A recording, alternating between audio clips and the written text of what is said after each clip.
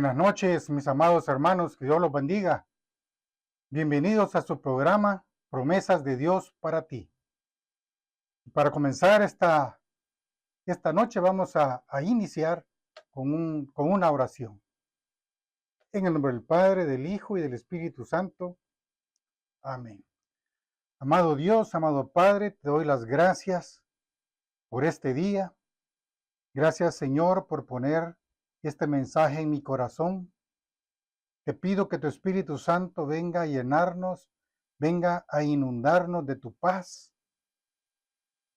y que venga a darnos, Señor, la revelación que tú quieres que demos en este día. Ven a tomar mis pensamientos en mi mente, los sentimientos en mi corazón y tus palabras en mi boca. Quedamos reunidos en tu nombre, en el nombre de Jesús. Amén. Bueno, mis hermanos, quiero comenzar el día de hoy haciéndoles una pregunta. ¿Alguno de ustedes sabe qué vamos a celebrar como Iglesia Católica en el año 2033? ¿Alguno de ustedes sabe qué vamos a celebrar dentro de 7 años? Pues fíjense que quiero darles una buena noticia. En el año 2033 vamos a estar celebrando los 2000 años de la pasión, muerte y resurrección de nuestro Señor Jesucristo. Y nuestra Iglesia Católica está preparando un jubileo extraordinario para ese año. Imagínense ustedes lo que significa para nosotros como cristianos, laicos, católicos, celebrar con nuestra Iglesia Universal los 2000 años de ese gran acontecimiento de la pasión, muerte y resurrección de nuestro Señor. Esa historia que encontramos en el Antiguo Testamento, en el profeta Isaías, en el capítulo 53. O en el Nuevo Testamento, en los Evangelios. La historia, el relato de cómo Jesús sufrió su pasión, cómo fue la muerte y su gloriosa resurrección el Viernes Santo que celebramos en cada Semana Mayor, en cada Semana Santa. Es un gran acontecimiento, mis hermanos, que vamos a celebrar como Iglesia Universal. Y desde ya debemos de irnos preparando para esa fecha. Pidámosle a Dios que nos dé vida para poder celebrar en el año 2033 esos 2000 años de este gran acontecimiento. Y hoy en la noche vamos a comenzar a prepararnos, porque les traigo un tema muy importante, muy especial para nosotros como católicos. Hoy vamos a reflexionar sobre la importancia y el significado de Cristo crucificado. Vamos a ver también la cruz como el poder de Dios, el llamado que Jesús nos hace a tomar la cruz y la identificación que debemos de tener nosotros como cristianos católicos con la cruz de Cristo. El mensaje que yo les traigo hoy se llama un Mesías crucificado. De eso vamos a hablar. Un Mesías crucificado. Y para ello vamos a estudiar la primera carta a los Corintios en el capítulo 1, los versículos 18 y luego vamos a saltarnos del 22 al 25.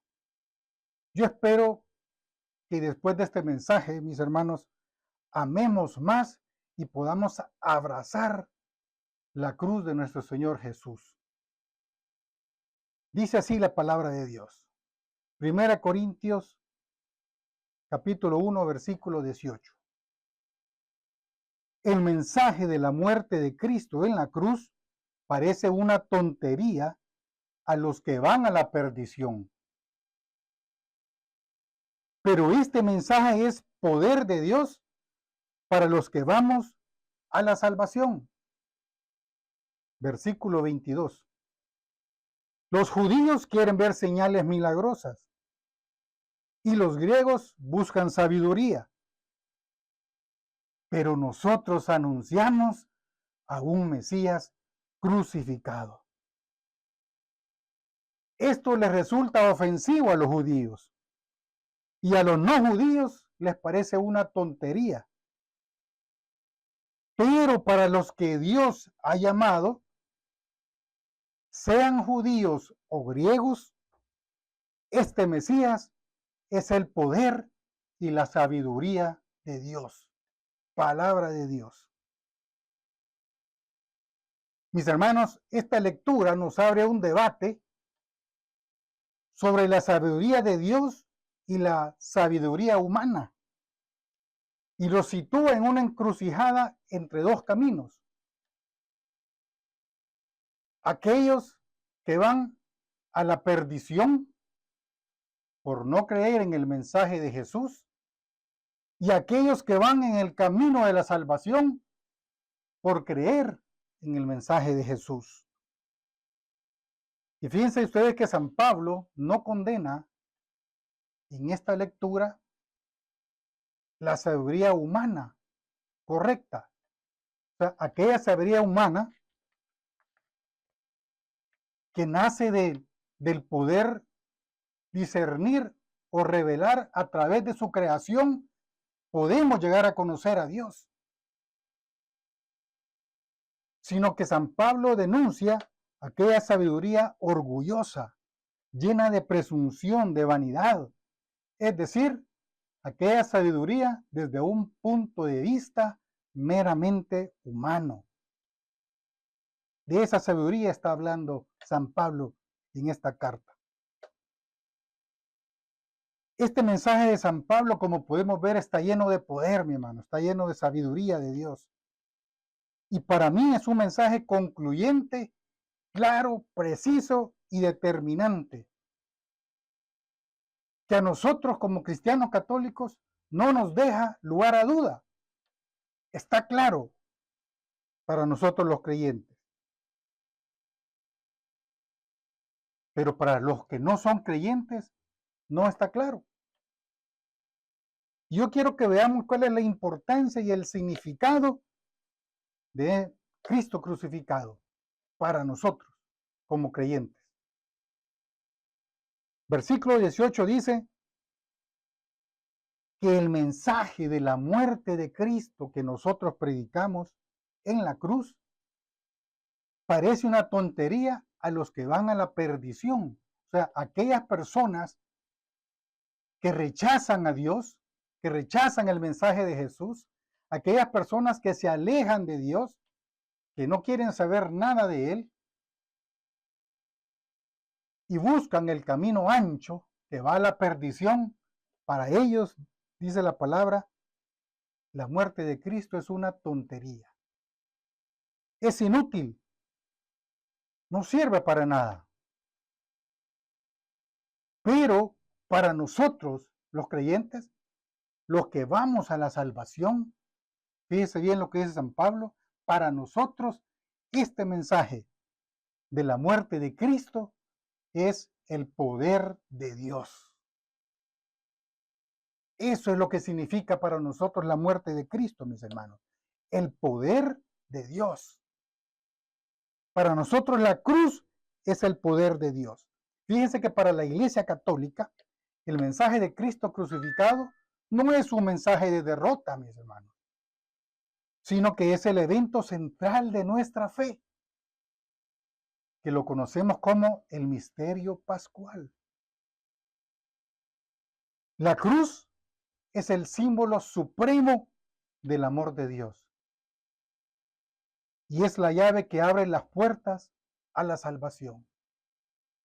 Mire qué importante es para nosotros la cruz de Cristo.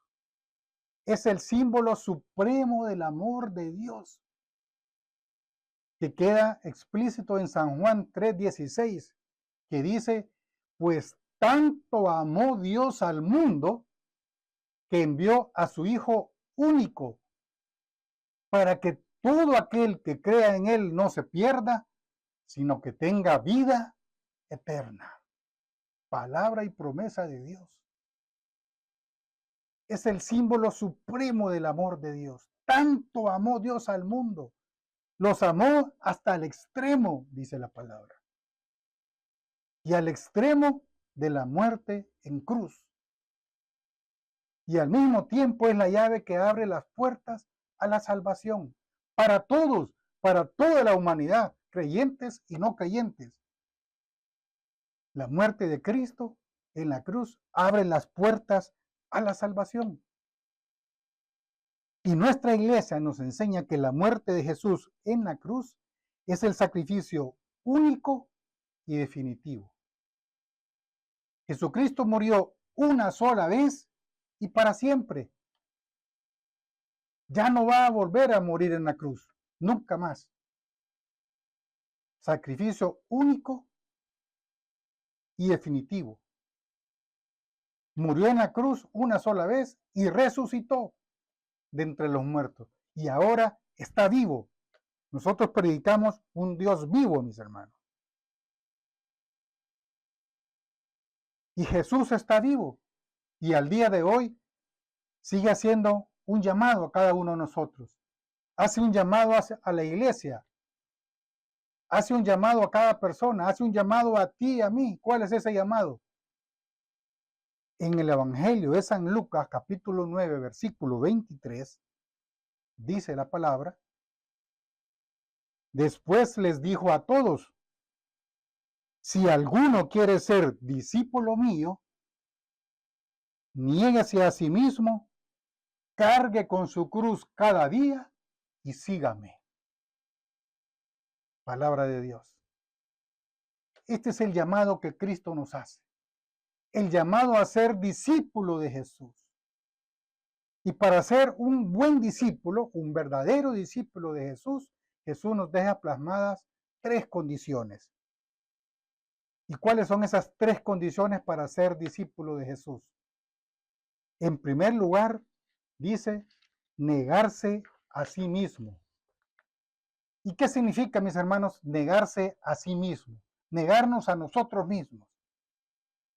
No significa que debemos de cambiar nuestra personalidad, sino que es un cambio de prioridades. Tenemos que cambiar nuestra forma de pensar para que cambie nuestra manera de vivir, nos dice San Pablo. Es un cambio de prioridades. Debo de dejar de hacer lo que yo quiero, lo que a mí me conviene, lo que me da la gana, por empezar a hacer la voluntad de Dios, lo que a Él quiere, lo que a Él le agrada. Eso es negarse a sí mismo. No hacer mi voluntad, sino hacer la voluntad de Dios. Significa también dejar atrás mi naturaleza pecadora. Dejar atrás el pecado del egoísmo. Dejar de vivir para mí y empezar a vivir para los demás. Pensando en los demás. Eso es negarse a sí mismo. Y esa es la primera condición que Jesús nos pide. Niéguese a sí mismo. La segunda condición nos dice tomar la cruz cada día. Y mis hermanos, todos nosotros tenemos una cruz que cargar. Tal vez una cruz diferente, no todas las cruces son iguales, son cruces diferentes, pero todos tenemos una cruz que cargar. Tal vez al día de hoy tú estás cargando una cruz física, que puede ser que estés cargando, padeciendo enfermedades. Puede ser que estés padeciendo una enfermedad terminal o no. Pero en fin, estás sufriendo por una enfermedad. O tienes dolencias en tu cuerpo. O estás pasando pruebas difíciles en tu vida. Pruebas que no encuentras la solución. No encuentras el sentido. Y estás sufriendo mucho. Eso te causa dolor, te causa sufrimiento. Es una cruz física. No sé si tú estás pasando algún problema, una enfermedad, una dolencia en este día, al día de hoy. O tal vez estás llevando una cruz moral, ¿Cuál es una cruz moral? Por ejemplo, aquellas personas que pasan divorcios, que pasan una separación. Un divorcio, de alguna manera, es un fracaso en el matrimonio. Es algo que marca nuestra vida, marca nuestro corazón. Y quizás estás cargando tú con esa cruz moral. O tal vez usted, mujer, está cargando con un aborto. O tu hombre has inducido a un aborto.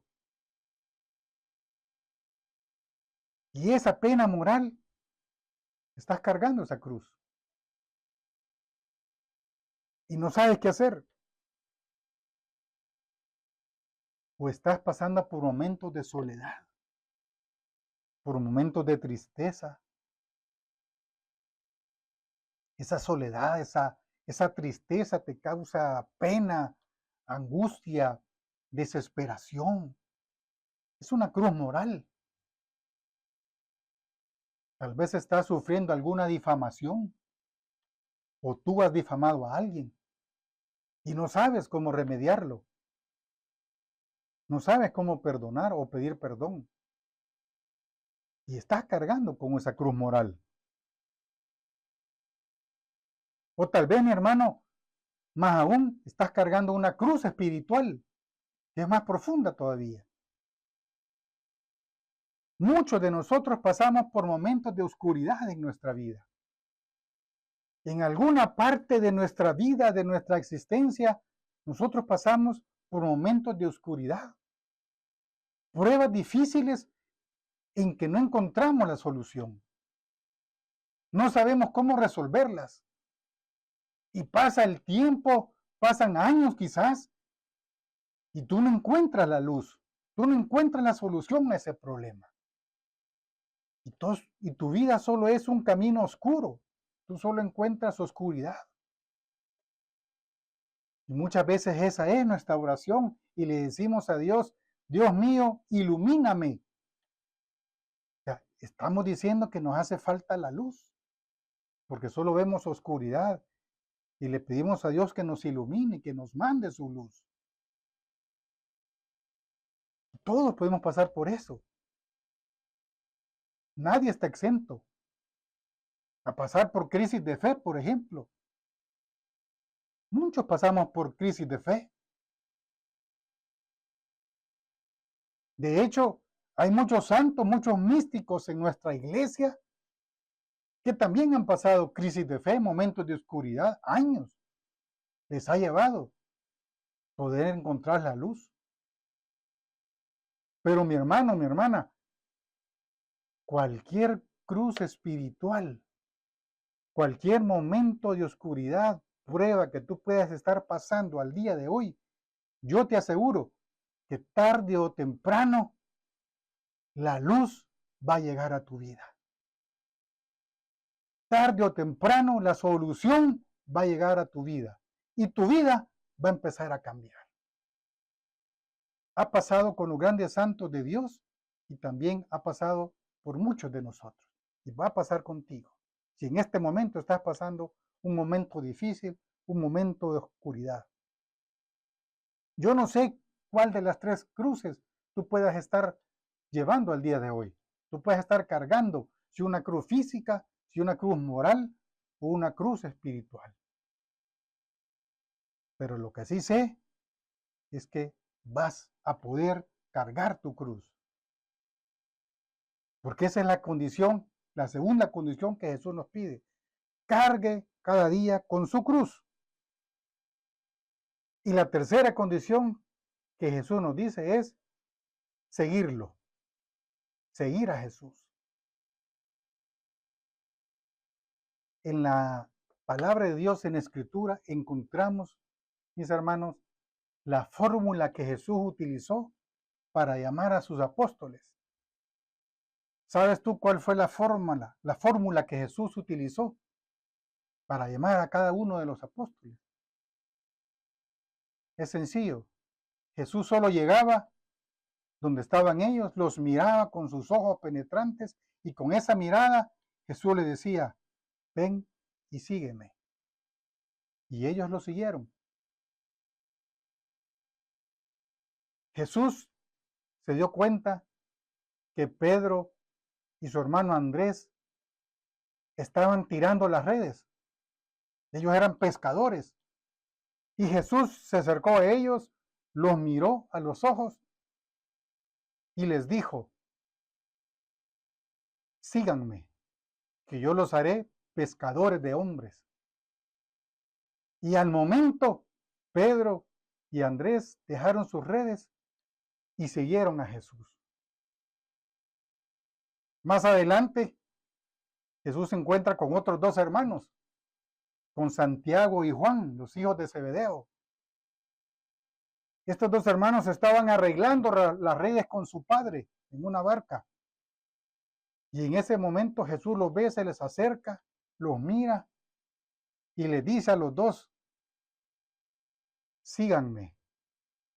Y dice la palabra que al momento, al instante, Santiago y Juan dejaron las redes, dejaron la barca, dejaron a su padre, se levantaron y siguieron a Jesús. Y después Jesús se va a encontrar con Mateo. Mateo, que era un cobrador de impuestos. Y dice la palabra que cuando Jesús llegó, Mateo estaba sentado cobrando los impuestos para Roma, afanado en su trabajo. Jesús llegó, se le puso enfrente, lo miró a los ojos y le dijo: Mateo, sígueme. Y al instante Mateo se levantó, dejó la mesa, dejó todo lo que estaba haciendo y siguió a Jesús. Esta es la fórmula, este es el llamado que Jesús utilizó con sus apóstoles. Pero saben ustedes, mis hermanos, que hubo una persona más, hubo un personaje más en la Biblia al cual Jesús llamó con la misma fórmula. Jesús le dijo que lo siguiera, pero en esta ocasión la respuesta no fue afirmativa.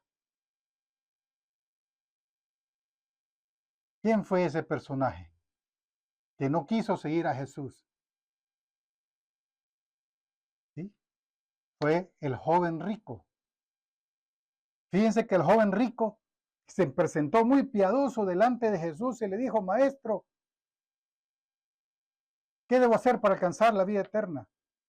Y Jesús le dijo: bueno, tienes que cumplir los mandamientos, y les explicó. Y el joven rico le dijo: ya todos los ha cumplido, le dijo. ¿Qué más debo hacer? Y Jesús le dijo: si quieres ser perfecto, anda, vende todo lo que tienes, dáselo a los pobres, luego ven y sígueme.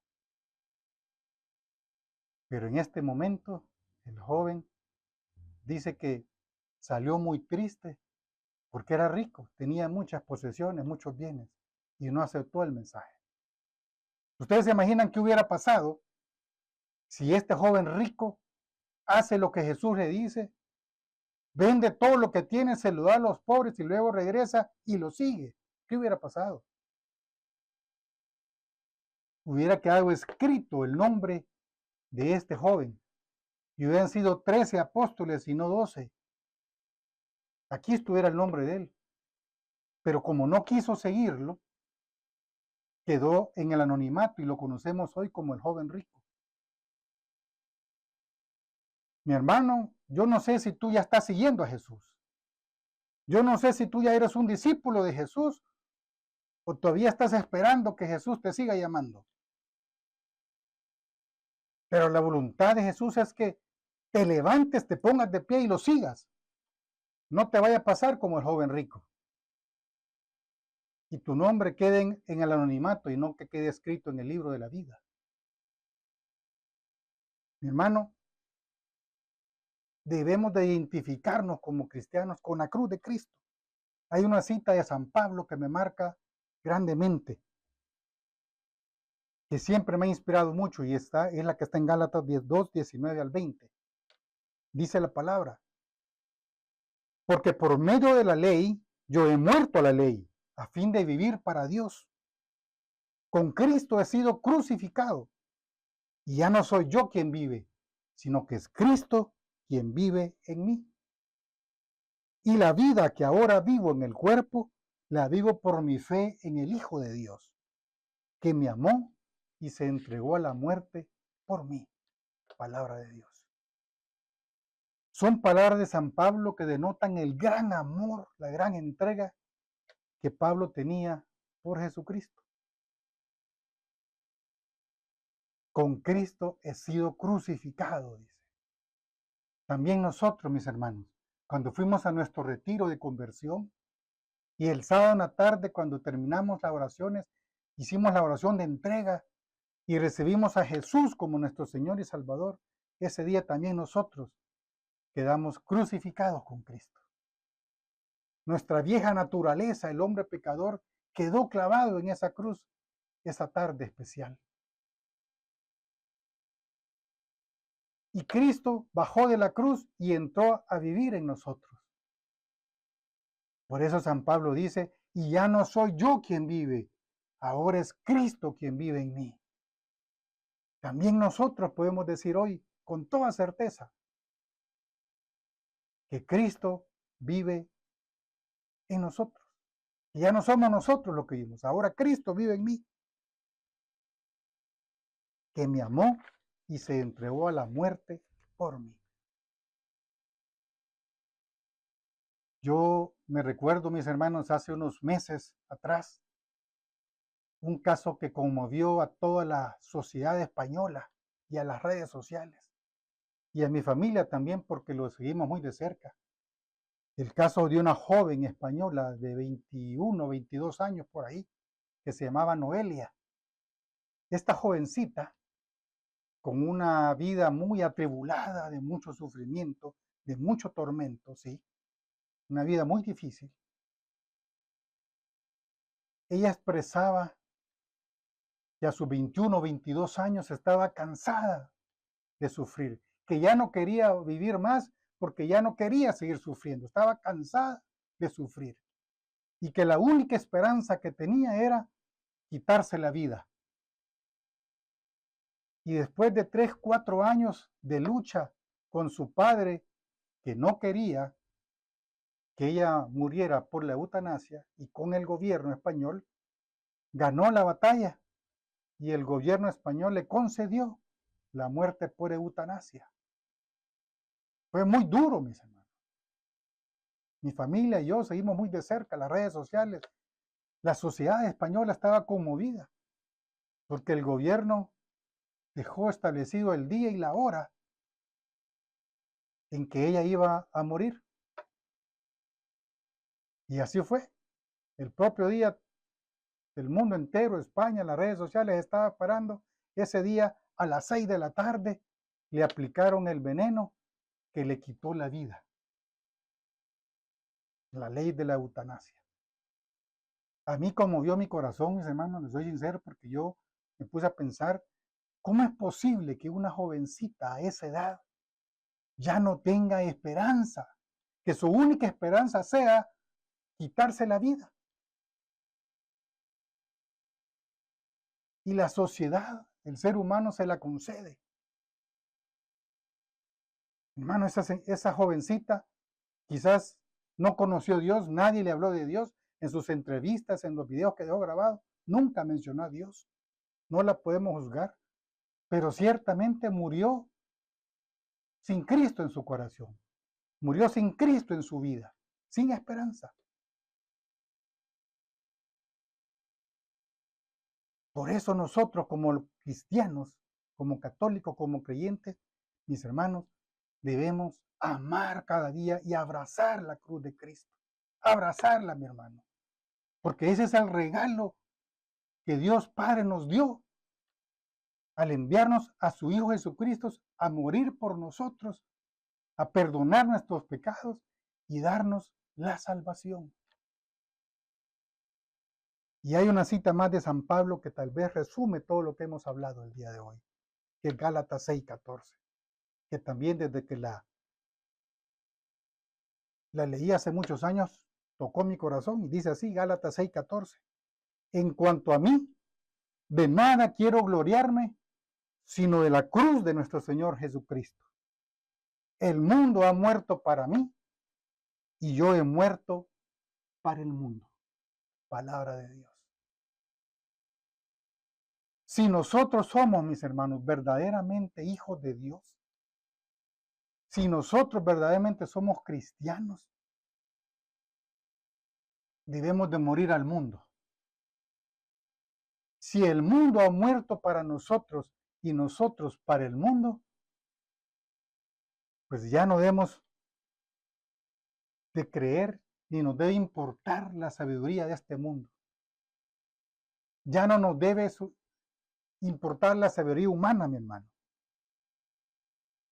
La sabiduría que rige este mundo. No nos debe importar lo que el mundo ofrece, que son los malos deseos de la naturaleza humana, el deseo de poseer lo que agrada a los ojos y el orgullo de las riquezas. Lo único que nos debe importar a nosotros ahora en nuestra nueva vida, de lo único que debemos de gloriarnos, es de la cruz de nuestro Señor Jesucristo. Porque es el poder de Dios y la sabiduría de Dios. Amén. Eso es lo único que debe gloriarnos. De lo único que debemos de estar orgullosos y felices es de eso. Nada más necesitamos para ser felices, mis hermanos. Solo gloriarnos de la cruz de nuestro Señor Jesucristo. De ese mensaje del Mesías crucificado. Vamos a orar. Amado Dios, amado Padre, te doy las gracias, Señor, por esta noche. Gracias por este mensaje que tú has traído, mi Dios, porque nosotros anunciamos a un Mesías crucificado. Nosotros, Señor, no buscamos tus milagros. Nosotros no buscamos los milagros del Señor, sino buscamos al Señor de los milagros. Para nosotros tu mensaje no es una tontería. Es lo más importante de nuestra vida, porque encierra el mensaje principal de nuestra fe, Señor. Para nosotros, mi Dios, no nos interesa la sabiduría de este mundo. Nos interesa la sabiduría divina. La sabiduría que está en tu palabra, Señor, en tu escritura. Lo que nos hace felices es tu mensaje, Señor. Y no necesitamos nada más. Te damos las gracias, Señor, por haber puesto tus ojos en cada uno de nosotros, por habernos llamado a ser discípulos tuyos, Señor. Te damos las gracias y quedamos reunidos en tu nombre. Te damos la gloria y la honra, Señor. Bendito y alabado seas. Amén. Y amén. Que Dios los bendiga, mis hermanos.